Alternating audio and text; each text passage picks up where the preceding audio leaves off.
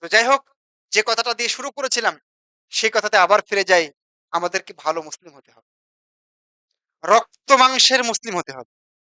বুঝ ভরা মুসলিম হলে হবে না।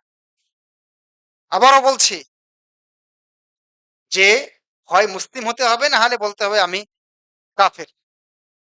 মাঝখানে সেকুলার, তারপরে কমিউনিস্ট, আরো যেগুলো আছে এরকম কোন তন্ত্র-মন্ত্র এগুলোতে বিশ্বাসী হয়ে নিজেকে মুসলিম পরিচয় দিয়ে কোনো লাভ নেই। আপনি খালি লাঞ্ছিতই হবেন, অপমানিত হবেন।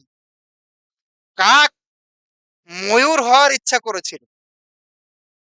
তখন কাকও হতে পারেনি, ময়ূরও হতে পারেনি। কোন দল তাকে নেয়নি।